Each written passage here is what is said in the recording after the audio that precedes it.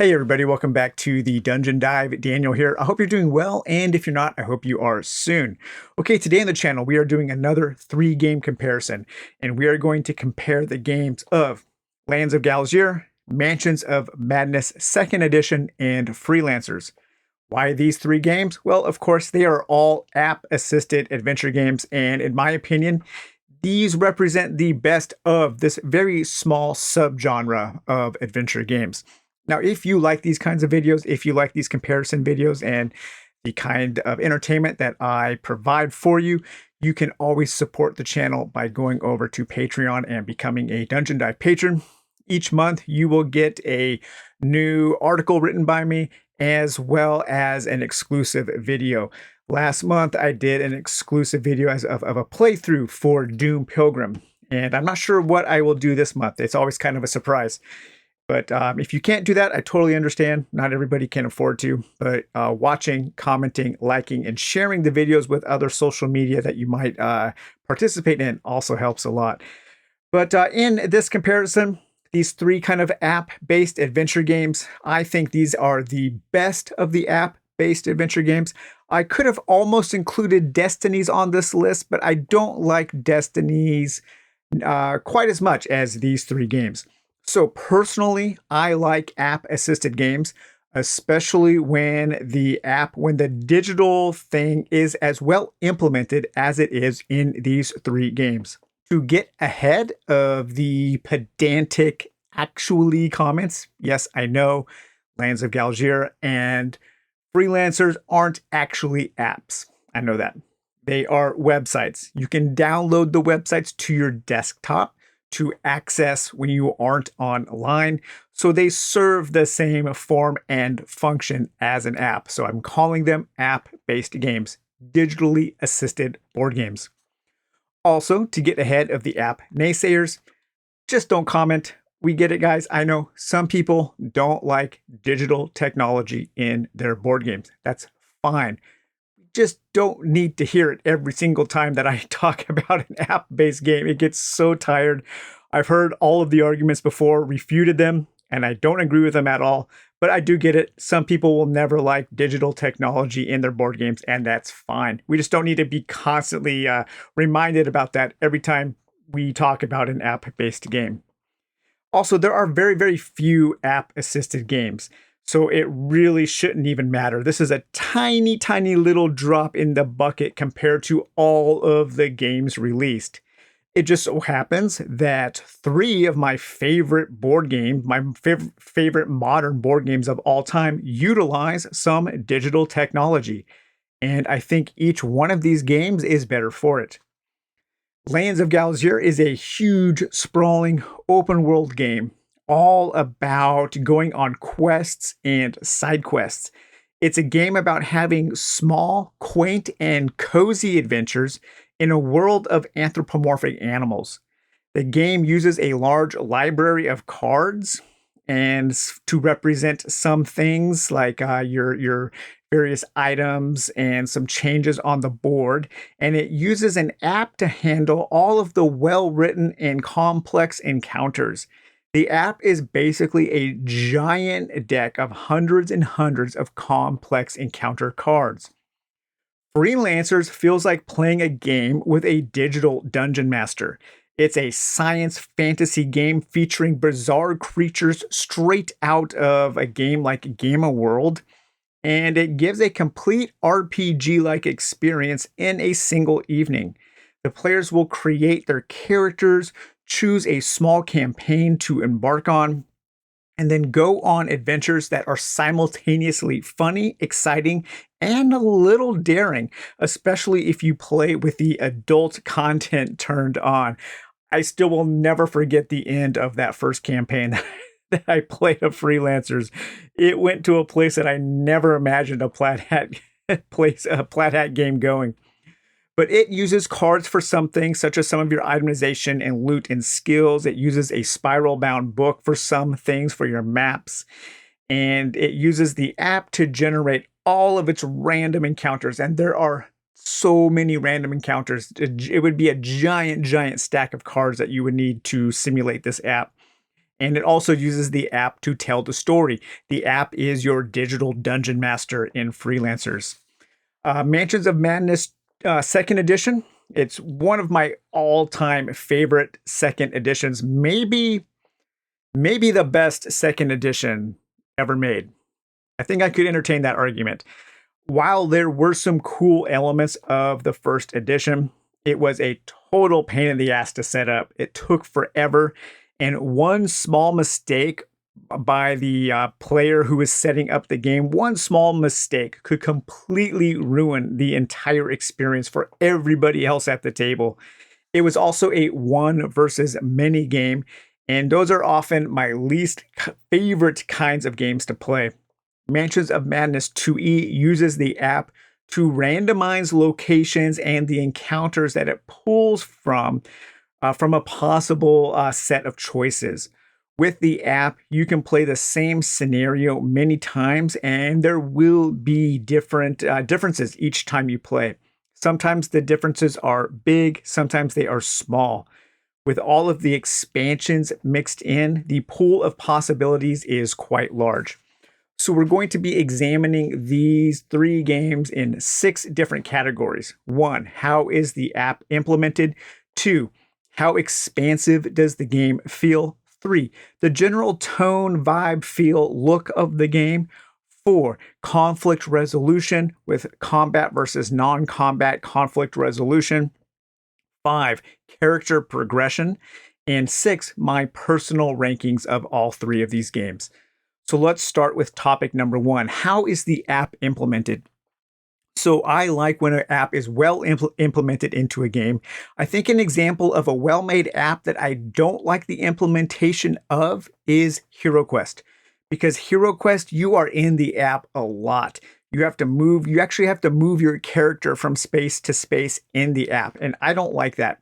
I feel like with these 3 games, the app isn't very obtrusive. It does get in the way. You do need to spend some time in the app. It's not going to just fade into the background. You will have to pay some attention to it, but I don't think it takes over the game. These games, to me, still feel like board games, and that is a very, very important thing to remember. But coming in at number 3, I am going to give third place to Lands of Galzyr, and that's because Lands of Galzyr, I think, would be the easiest to make a non-app version. The app really is just kind of a giant choose-your-own adventure book, similar to something that you might find in Sleeping Gods or Tales of the Arabian Nights. It's not doing things that only an app can do. However, it's still not obtrusive, and it is a big digital storybook that you are doing some engaging with. And so I think it does work well in the sense that it keeps the cost down of a physical component that you would need. Additionally, the designer can make changes and updates to it. So you wouldn't have to maybe print out more pages of errata for any mistakes that you might find in a physical printed storybook. So that's one of the things that I do like about app-based games is these kind of stealth updates and stealth expansions of ways to change the things as the designer, as the developer learns more about their game. Coming in at number 2, I think is Freelancers. Freelancers is a fantastic app. Again, it does really feel like a digital dungeon master. And that's what I like about Freelancers app. The voice acting is really good. The way that it is introducing different types of encounters and random events to the players. And I like the way that it directs the story. It keeps the momentum of the game moving. And I really do like that. So coming in at number 1 in this category is Mansions of Madness 2nd Edition. It's a great app. It's the oldest app-based game on this list, but it's still one of the best. I like how you can play the same scenario multiple times and have different tile setups. You can have slightly different things to engage with, different monsters, slightly different puzzles, and it just keeps the players on their toes. I've played a number of these scenarios in Mansions of Madness multiple times, and each time has been different enough to where I haven't gotten bored of the same scenario. So I think that's a really good implementation of the app. I also like the way it deals with combat, but we will talk about that in topic number 4 in conflict resolution. Okay, so topic number 2, how expansive does the game feel? I would expect a game with an app to feel a little more expansive than a game without an app because we aren't limited by physical components. But there are still some limitations by the physical components that come in the box. And coming in third place for this topic is Mansions of Madness 2nd Edition. And I think that just has to do with kind of more of the theme of the game. It doesn't feel as expansive as Freelancers or as Lands of Galzyr, but that's because the focus of Mansions of Madness is more narrow. It's a more narrowly focused game where you are in a single location, like a mansion or a small section of a ruin or a small section of a city street. And so just because the theme is more narrowly focused, it's more zoomed in on a smaller set of actions, the game doesn't feel quite as expansive. And so in that sense, the app feels a little more limited. Coming in at number 2 would be Freelancers. Freelancers, you have a large map that you are working from one location to the next. It's kind of a point crawl campaign system. And each one of those points is represented by a map book. And then there are different encounters on that map book that you will turn to the app to elaborate upon. And as you start working through the various maps, the game does become more expansive, but you are still a little more focused on a subset of a world rather than a grand open world. And so coming in at number 1 in this topic would be Lands of Galzyr. Lands of Galzyr is a huge open world map. It feels like you're playing a game like Skyrim or some open world video game where you literally can move anywhere on this map and you can have encounters anywhere on this map. And where you are on the map will determine the types of encounters that you have. So for as far as the expansiveness goes, we have Lands of Galzyr at number 1. We have Freelancers at number 2 and Mansions of Madness at number 3. Coming in for topic number 3 is the general tone, vibe, feel, look of the game. This is kind of just an overall examination of how I feel about the game when I play it. This is kind of a little bit of a nebulous topic here, but when I sit down to play these games, when I set them up, when I have the app all ready to go, how do I feel about the adventure that I am about to embark on? And at number 3, I am putting Lands of Galzyr. I think this might just be because of the tone of the game isn't necessarily one that I would want to turn to all of the time. It's a little more whimsical, a little more lighthearted. You could say it's maybe the most kid-friendly or the most family-friendly game of these 3.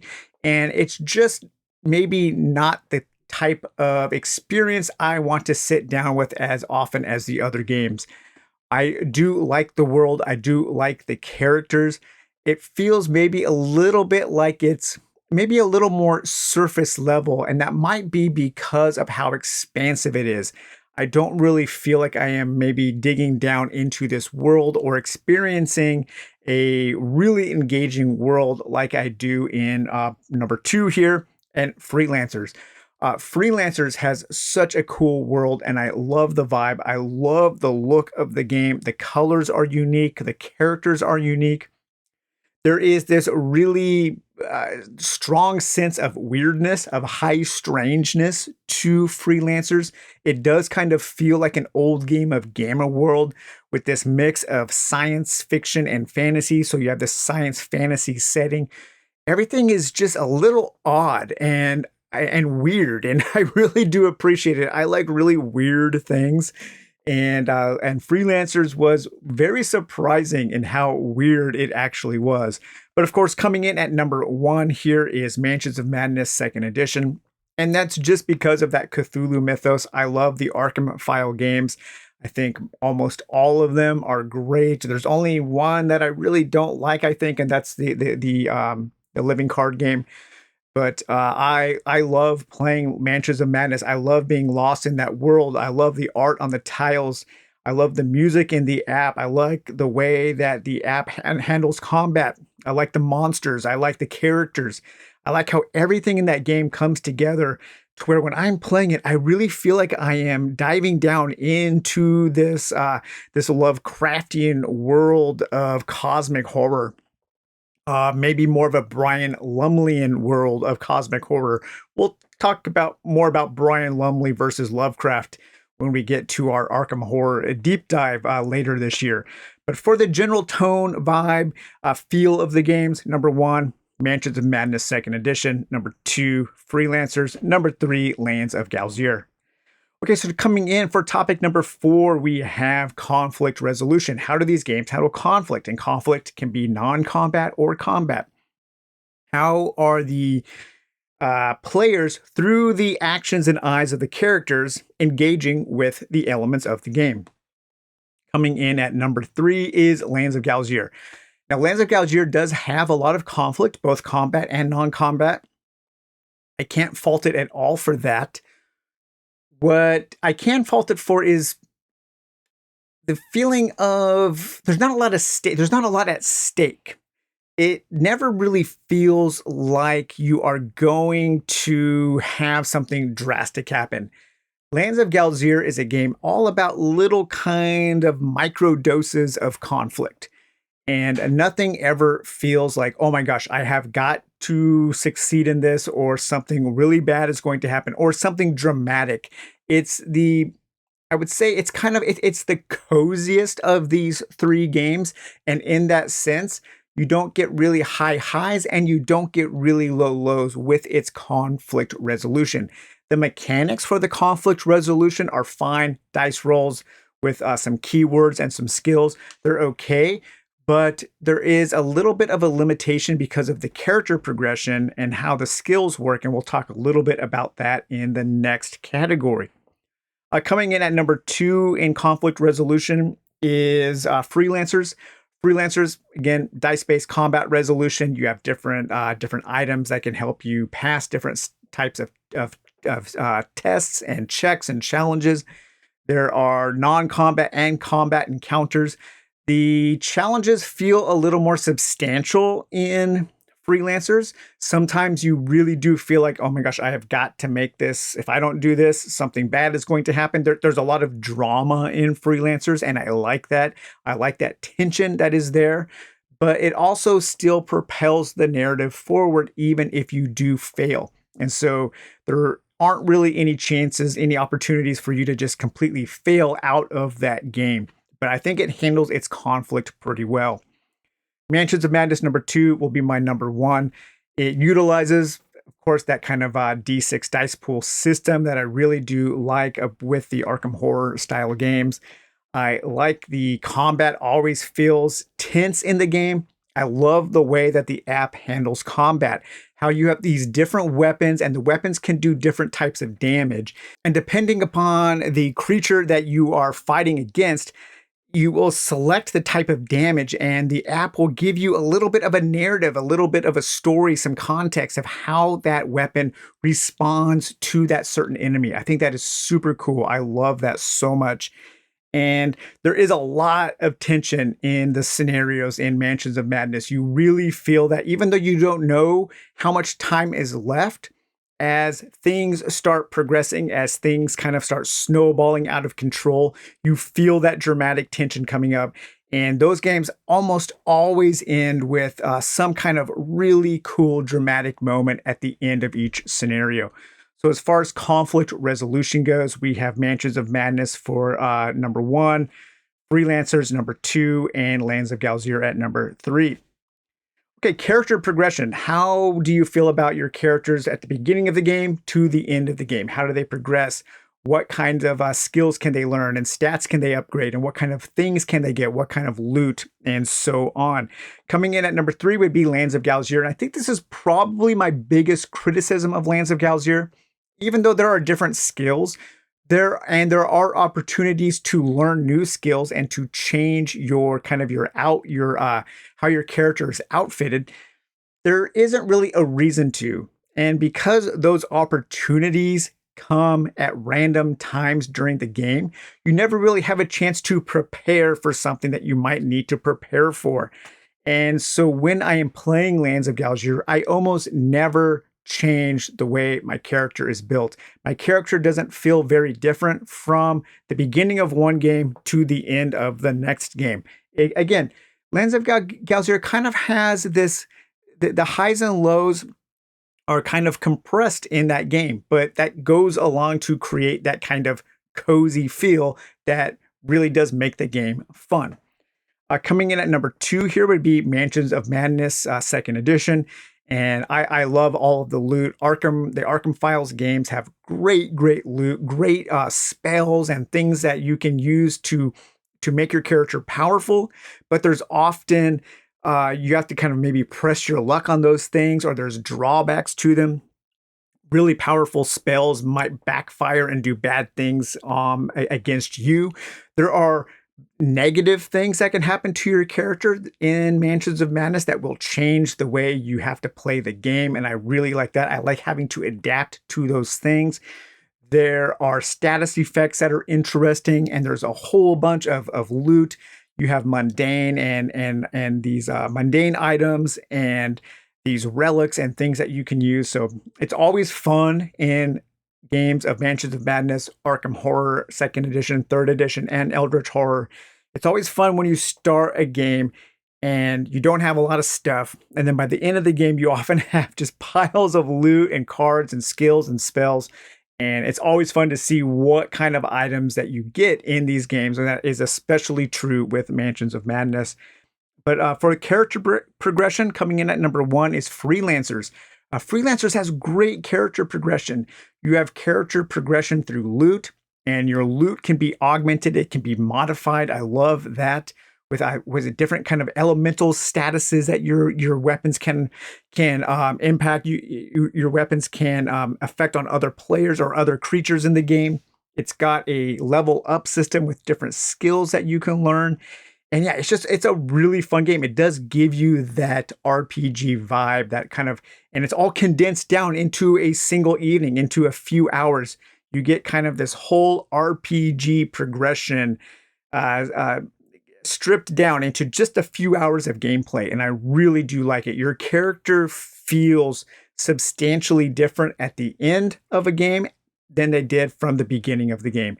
And that is one thing that I really do appreciate about Freelancers. So as far as character progression goes, number 1, Freelancers, number 2, Mansions of Madness 2nd edition, and number 3, Lands of Galzyr. Okay, so personal rankings. So how much do I like each of these games? So first of all, I love all 3 of these games. All 3 of these games will probably never be sold. I will keep these in my collection. These are kind of upper tier games for me. And so this list, there isn't a huge difference in 3 to 1. So coming in at number 3 is Freelancers. And I think Freelancers is coming in at number 3 just because I haven't played it as much as the others. And also because the games can run a little long. And so maybe I'm not as able to get it to the table as often. And there is quite a bit to do if you are playing solo, but I think the game does play solo really well. They have finished everything in the app, so you do have access now to all of the campaigns, all of the maps. I think maybe I would like to see a little more variety in the loot and some of the physical components in Freelancers. I would like to see maybe a little physical expansion for the game. I am hoping that Plaid Hat continues to develop Freelancers. I would like to see them add more stuff to that game. I would like to see it have a longer tail. I have not yet played Freelancers with a group, so I'm not sure how it plays with the group, but I'm sure it does play well. Speaking of playing with the group, coming in at number 2, here is Lands of Galzyr. Now, I really do like Lands of Galzyr, even though those highs and lows are kind of compressed because I do like that cozy feel. And I've had a blast playing Lands of Galzyr solo, and I have also had a lot of fun playing it with a group. I think the game is easy enough that you can use it to introduce to all different levels of game player. I think because of that cozy nature, because of that anthropomorphic theme, I think it will appeal to quite a few people. And when I set up Lands of Galzyr, I like that I can be playing the game in just a matter of minutes. It's super fast to set up. It's super easy to save. And it's just a pleasant experience. I have had so much fun with that game, and I know that there is an expansion coming later this year. And so that makes me really, really excited to be able to play that game for longer. And coming in at number one here, Mansions of Madness Second Edition. I think this game is probably in my top 10 games of all time, including like every kind of game. I love it. It has never fallen flat. As a matter of fact, it's one of those games that I turn to when somebody says they're interested in playing a modern board game, and maybe they haven't played any of these modern hobby games. And that game with the app, how everything works together, it always feels like magic at the table. And I've never had a game of Mansions of Madness Second Edition fall flat. I've taken it out and set it up for people who haven't played a modern game. And within 30 minutes, their eyes are just big and they're wowed by the sound effects and how the app keeps track of some stuff, but how it still feels like you're playing a board game. I love the theme. I love the setting.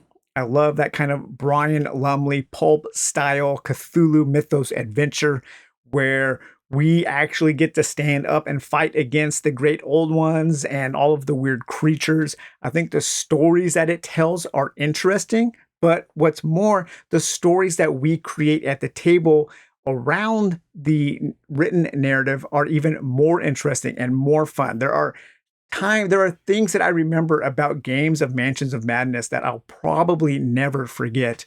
And most of those moments that I remember don't come from the story that is written. They come from just things that happened while we were playing in weird little serendipitous moments. So for me, personal rankings, number one, Mansions of Madness Second Edition, number two, Lands of Galzyr, and number three, Freelancers. But hey, all three of these games are awesome and I love them. And I can't wait to see how the digital implementation in board games, how it evolves over time and becomes better and better. So, all right, you guys, well, hope you enjoyed this comparative analysis video. We will talk to you later. Bye-bye.